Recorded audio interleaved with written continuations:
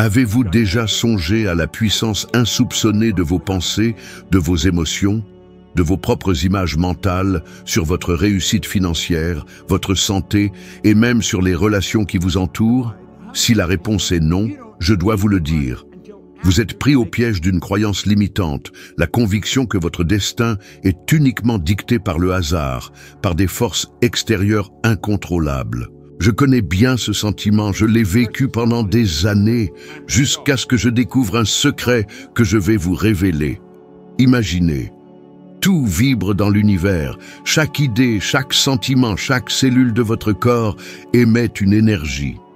Cette vibration ne reste pas confinée à votre peau, elle s'étend, attire, repousse, entre en résonance avec des personnes, des opportunités, des circonstances qui vibrent à la même fréquence. C'est ainsi que nous attirons ou repoussons la richesse, le bien-être, les relations harmonieuses, tout, absolument tout. Pour certains, cela peut sembler ésotérique, mais c'est de la physique, pas de la philosophie.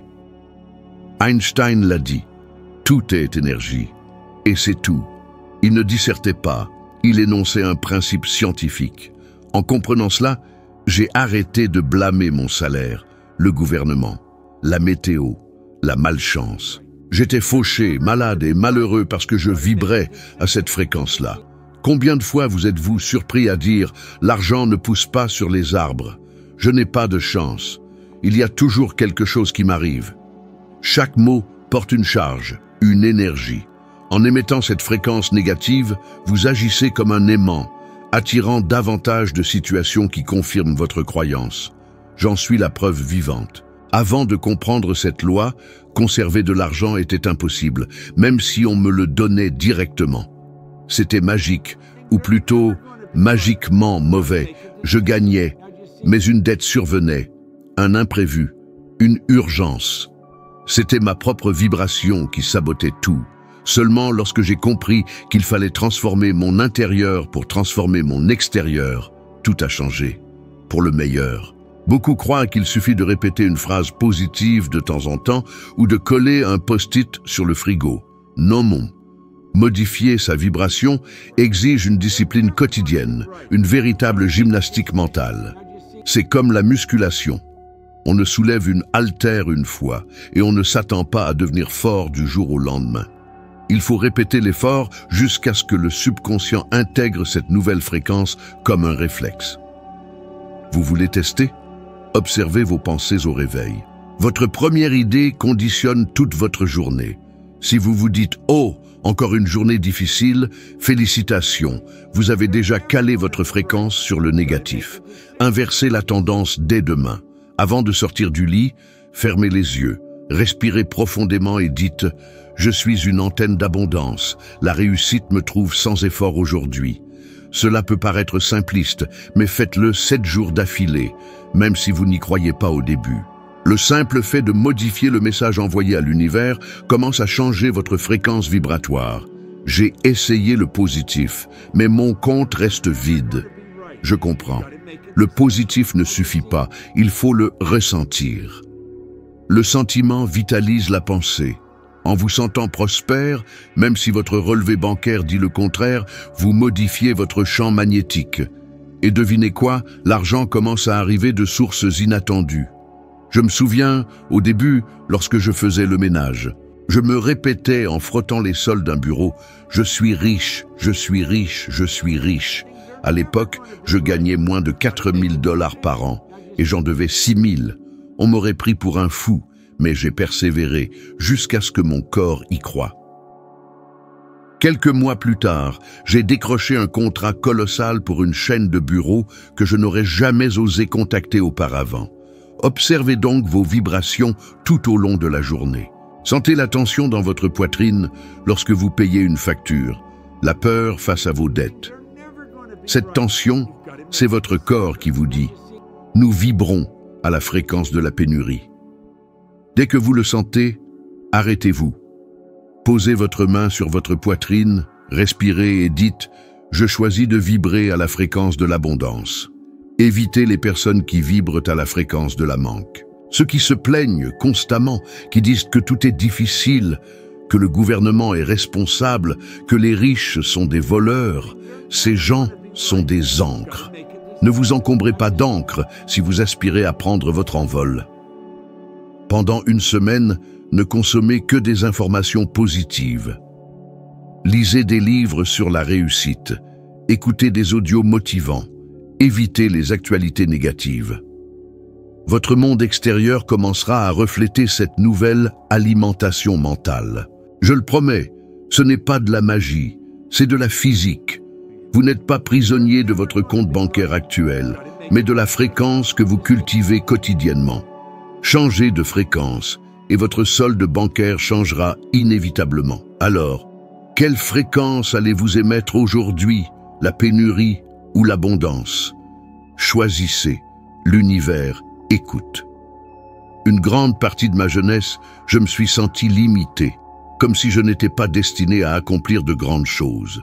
Je croyais fermement que des gens comme moi, sans diplôme, sans réseau, sans nom, étaient voués à la pauvreté.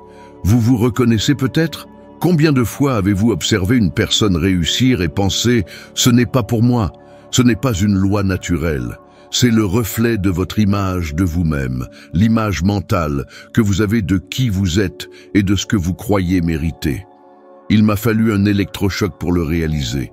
Un jour, dans mon petit logement, un homme m'a dit « Bob, vous êtes pauvre parce que vous pensez comme un pauvre, et vous le resterez jusqu'à ce que vous croyiez mériter plus. » J'étais furieux. J'ai failli le mettre dehors. Pourtant, c'était la vérité la plus pure qu'on m'ait jamais dite. Nous portons tous en nous une photo mentale de qui nous pensons être. C'est comme un cadre invisible. Même si quelqu'un essaie de vous offrir plus, si vous ne croyez pas le mériter, vous trouverez le moyen de le perdre. C'est pourquoi beaucoup gagnent à la loterie, mais ne changent pas leur image de soi et retournent à la pauvreté rapidement. Ce n'est pas une coïncidence, c'est un schéma, c'est l'esprit qui vous ramène à ce qu'il considère comme confortable, même si c'est inconfortable en réalité. Lorsque j'ai commencé à gagner plus, au début de mon entreprise de nettoyage, je portais toujours en moi l'homme fauché. Sans m'en rendre compte, je dépensais tout dans des choses superflues, je perdais de l'argent, je me sabotais. Jusqu'à ce que je décide, je dois changer mon image de moi-même. Comment change-t-on son image de soi? Ce n'est pas en lisant un livre et en l'oubliant le lendemain. C'est un travail quotidien, souvent inconfortable. Vous devrez vous regarder dans le miroir et dire des choses qui vous feront rire au début. Vous devrez affronter cette petite voix intérieure qui répète « qui tu crois être ». Je l'ai entendue pendant des années. Et j'ai persisté. J'écrivais sur des cartes des phrases comme « je suis un homme riche, en bonne santé et heureux » et je les gardais dans ma poche. Chaque fois que je mettais la main dans ma poche, la phrase revenait à mon esprit. Cela peut paraître simple, mais c'est ce qui a reprogrammé ma vision de moi-même. Ce ne fut pas du jour au lendemain, mais progressivement, mon subconscient a commencé à accepter. Oui, je suis cette personne. Et lorsque j'ai accepté intérieurement, le monde extérieur n'a eu d'autre choix que de s'aligner. Combien d'opportunités avez-vous laissé passer par manque de confiance en vous? Combien de non vous êtes-vous imposé avant même que quelqu'un ne vous dise non? C'est votre image de vous-même qui parle. Si vous ne faites pas taire cette voix, elle restera votre pire ennemi. Aujourd'hui, prenez un papier et écrivez une phrase décrivant qui vous voulez être dans un an. Non pas ce que vous possédez, mais qui vous êtes. Par exemple, je suis une personne prospère qui inspire les autres par mon histoire de réussite. Écrivez avec émotion, comme si c'était déjà vrai. Pliez le papier. Gardez-le dans votre portefeuille. À chaque fois, fermez les yeux et visualisez cette nouvelle version de vous-même dans les détails. Et agissez comme cette personne. Demandez-vous, comment cette version de moi agirait dans cette situation? Si votre image actuelle vous fait reculer, votre nouvelle image vous propulsera. C'est le secret. D'abord vous simulez, ensuite vous devenez. Cela ressemble à du théâtre. C'est du théâtre, le plus puissant qui soit. Une mise en scène mentale qui apprend au cerveau à croire. La science le confirme. Des études de neuroplasticité montrent que le cerveau ne distingue pas le réel de ce qui est vivement imaginé. Plus vous répétez, plus le cerveau crée des connexions neuronales qui renforcent cette nouvelle identité. Autour de vous, combien de personnes pourraient être bien meilleures, mais se rabaissent, peut-être dans votre propre maison, peut-être vous-même. Commencez à modifier silencieusement votre récit intérieur. Si quelqu'un rit, laissez-le rire. Lorsque les résultats arriveront, ils n'auront d'autre choix que de vous demander « Comment avez-vous fait ?» Et vous vous souviendrez de cette conversation. Je n'étais pas spécial. J'étais un homme ordinaire qui a décidé de cesser de se voir comme un perdant. Et je vous garantis, si j'y suis arrivé, vous pouvez y arriver aussi. Mais personne ne peut le faire à votre place. C'est de l'intérieur vers l'extérieur. Faites-le correctement. Et le monde entier se réorganisera pour confirmer que vous aviez raison sur vous-même depuis le début. Ce qui différencie ceux qui atteignent leurs objectifs de ceux qui passent leur vie à éteindre des incendies, c'est la capacité à rester concentré. Il est étonnant de voir comment la plupart des gens traitent leur esprit comme un terrain vague, ouvert à toutes sortes de déchets. Ils allument la télévision, regardent leur téléphone, lisent des titres de tragédie, écoutent des ragots, prêtent attention aux commentaires négatifs de ceux qui n'ont jamais rien construit, puis se demandent pourquoi ils se sentent épuisés, anxieux, sans clarté ni direction. J'ai été là. Je laissais mon esprit ouvert à tout, comme une porte sans serrure. Et j'en ai payé le prix. Mon énergie s'est dissipée, ma productivité a chuté, et pire encore, ma vibration s'est désalignée de ce que je désirais vraiment. Une fois, lorsque j'ai commencé à gagner de l'argent sérieusement, je suis allé à Londres et je me suis retrouvé à dépenser dans les casinos. Je trouvais ça drôle, je jouais à la roulette, je perdais de petites fortunes en quelques minutes. J'avais le focus pour gagner, mais pas pour conserver. Ce n'était pas un manque de connaissances, c'était un manque d'attention disciplinée. En laissant mon esprit vagabonder, je sabotais tout ce que j'avais construit. C'est alors que j'ai compris. Gagner de l'argent est facile, le conserver est un art. Et cet art s'appelle la concentration. Combien de fois avez-vous commencé un projet avec enthousiasme et l'avez-vous abandonné à moitié parce que vous vous êtes distrait? Combien de cours avez-vous payé sans les terminer? Combien de fois avez-vous prévu d'économiser, mais avez-vous dépensé pour quelque chose d'inutile? Ce n'est pas de la malchance, ni un manque de volonté, c'est un manque de contrôle de l'attention. Votre attention est votre bien le plus précieux. Là où vous investissez, cela grandit.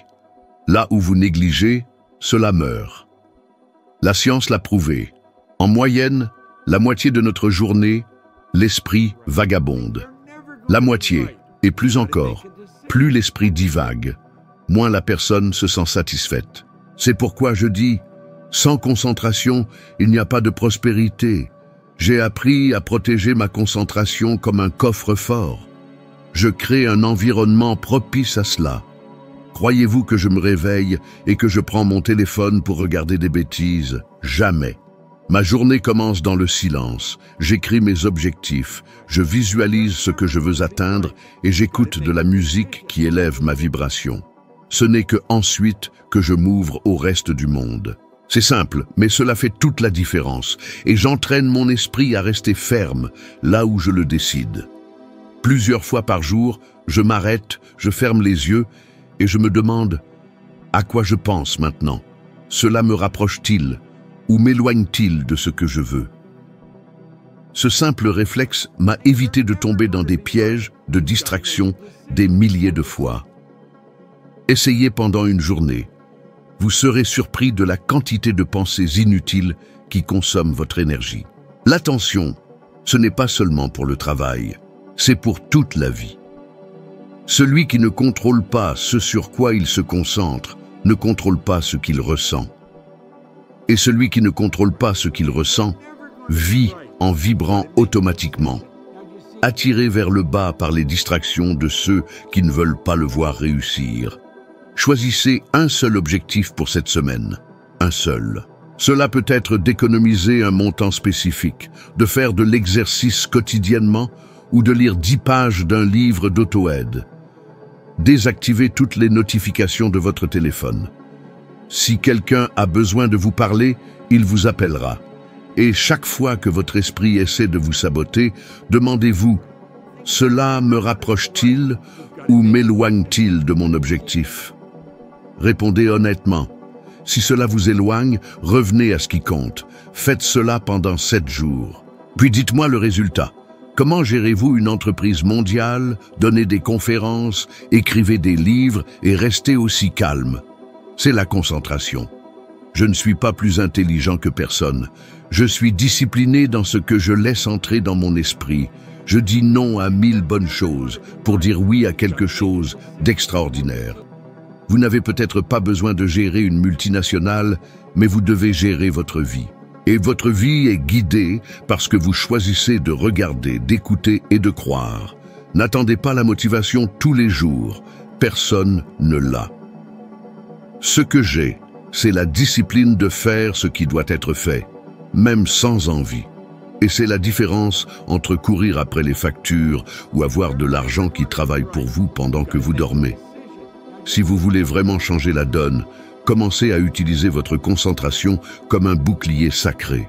Protégez ce que vous écoutez, protégez ce que vous voyez, protégez ceux à qui vous permettez de vous parler.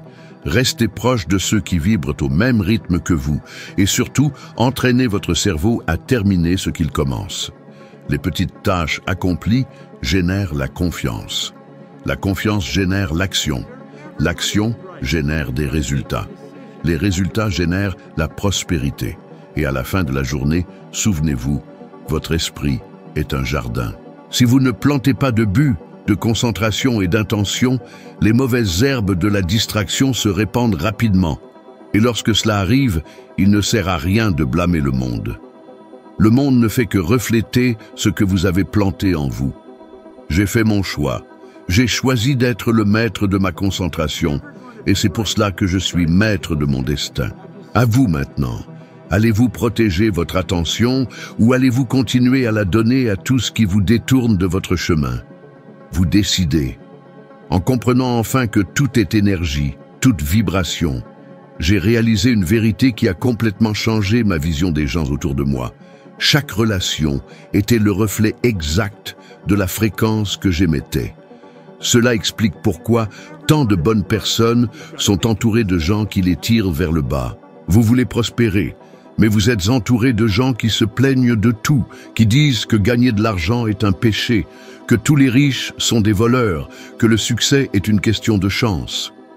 Cette énergie contamine votre vibration et vous ne vous en rendez même pas compte. Au début, lorsque j'étais pompier, mes collègues disaient « Tu rêves trop grand, Bob. Contente-toi de ça, c'est déjà bien. » Et moi, sans m'en rendre compte, j'absorbais cela comme une vérité.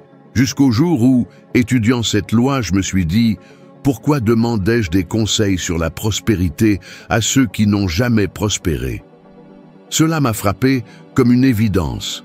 Et si vous y réfléchissez, combien de fois faites-vous cela? Vous posez des questions sur les affaires à ceux qui n'en ont jamais créé. Vous posez des questions sur le bonheur à ceux qui passent leur journée à se plaindre. En modifiant ma vibration intérieure, j'ai commencé à attirer des personnes complètement différentes. C'est ainsi que j'ai trouvé des mentors qui ont changé ma vie. Earl Nightingale, Val Van de Waal et beaucoup d'autres. Je ne les ai pas cherchés. Je suis devenu quelqu'un qui vibrait à leur fréquence.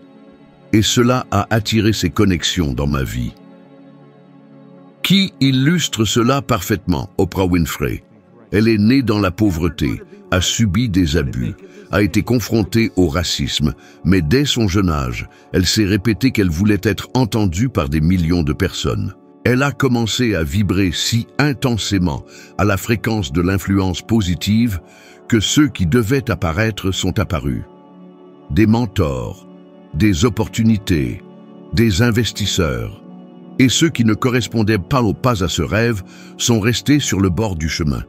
Si elle n'avait pas fait cette sélection, elle aurait été engloutie par les voix qui disaient qu'elle n'était pas assez bien. Je vois tellement de personnes talentueuses abandonnées parce qu'elles écoutent trop ceux qui ne vibrent pas à la même fréquence. Vous voulez être en bonne santé, mais vous vivez avec des gens qui se moquent des régimes et de l'exercice. Vous voulez être riche, mais vous ne rencontrez que des gens qui parlent mal de l'argent. Vous voulez être heureuse en amour, mais vous insistez pour vous entourer de personnes qui ne croient pas aux relations saines. Cela ne fonctionne pas. Vous n'êtes pas un arbre. Si vous n'aimez pas le sol où vous êtes planté, levez vos racines et changez de place. Je l'ai fait. Et chaque fois que je l'ai fait, ma vie a fait un bond en avant. Au début des années 70, j'étais dans un petit séminaire. J'ai rencontré une personne qui a été essentielle pour l'étape suivante de mon entreprise. Si j'étais resté chez moi à écouter les mêmes voisins négatifs, rien n'aurait changé. Mais j'ai décidé d'être là où les gens qui pensaient grand étaient. Vous ne pouvez pas toujours choisir votre famille, vos collègues. Je comprends, il n'est pas toujours possible de s'éloigner physiquement. Mais il est possible de se protéger émotionnellement. Lorsque je suis près de quelqu'un qui vibre à la fréquence de la pénurie, je me dis « c'est sa réalité, pas la mienne. Je ne l'accepte pas dans mon champ. » Et lorsque la conversation est toxique, je change de sujet, je m'éloigne. Je ne nourris pas le négatif. C'est simple, mais ça marche. Faites un exercice. Listez 3 personnes qui élèvent votre énergie, celles avec qui, en discutant, vous vous sentez plus léger, plus inspiré. Listez maintenant 3 personnes qui font le contraire, celles qui, après 10 minutes, semblent vous aspirer votre vitalité. Dans les prochaines semaines, passez plus de temps avec les 3 premières et limitez au maximum le contact avec les 3 autres. Si vous ne pouvez pas les éviter, préparez votre esprit au préalable. Visualisez une barrière de lumière autour de vous, respirez profondément et n'absorbez pas leur négativité. Vous sentirez à quel point cela change votre humeur, vos idées, votre productivité. Toute personne qui a réussi que j'ai connue comprenait cela profondément. Ce n'est pas de l'arrogance de choisir avec qui vous vous entourez, c'est du respect pour votre énergie. J'ai appris à ne pas avoir peur de dire non aux invitations, aux partenariats ou aux conversations qui ne correspondent pas à la vie que je construis. Je dis non aux bonnes choses pour dire oui aux excellentes. Soyez prêts à perdre des gens en chemin. Tout le monde ne comprendra pas votre changement de vibration. Certains riront, d'autres essaieront de vous ramener au niveau où ils se sentent à l'aise. Remerciez-les, mais continuez votre chemin. J'ai perdu des amitiés comme ça. Et j'ai gagné une vie que je n'aurais jamais imaginé possible. En fin de compte, vous n'attirez pas ce que vous voulez, vous attirez qui vous êtes. Devenez quelqu'un qui vibre si intensément que ceux qui ne supportent pas cette lumière s'éloignent simplement. Et ceux qui portent la même fréquence vous trouvent sans effort. C'est ce qui s'est passé pour moi. C'est comme ça pour tous ceux qui comprennent cette loi. Choisissez votre fréquence et laissez le reste venir à vous.